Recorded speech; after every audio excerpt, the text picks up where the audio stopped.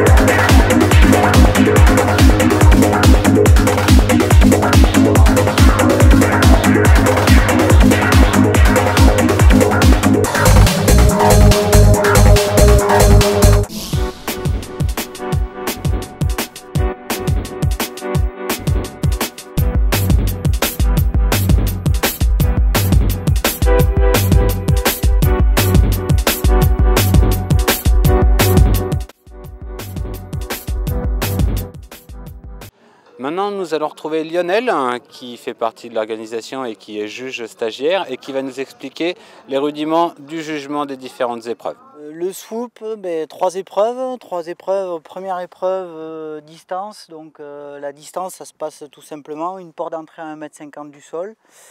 Il faut que le compétiteur passe dans les 1,50 m et après pas toucher l'eau surtout et aller le plus loin possible. Donc on a une distance à peu près de 200 mètres ici sur le terrain. Donc sachant que le record du monde est à 222,25 aujourd'hui, on n'est pas trop inquiété. La précision, donc on appelle ça l'accuracy en swoop. L'accuracy, 4 portes qu'on voit sur le pont d'ici. Donc la première porte d'entrée où le compétiteur doit couper les portes dans l'eau, c'est-à-dire il doit faire traîner son pied dans l'eau pour valider les points. Donc première porte 21 points, 5 points la deuxième, 8 points la troisième et 16 points la dernière. Il y a une zone 0 juste après la porte 16 qui fait 5 mètres qui est matérialisée par de la terre. Si le compétiteur touche, ça fera 0. S'il ne coupe aucune porte dans l'eau mais qui passe dans la porte d'entrée, c'est aussi 0.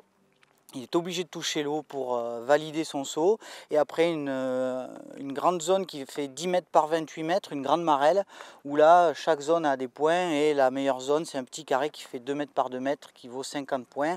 Si le compétiteur tombe dans une des zones, il va scorer son score de l'eau plus le score de la marelle.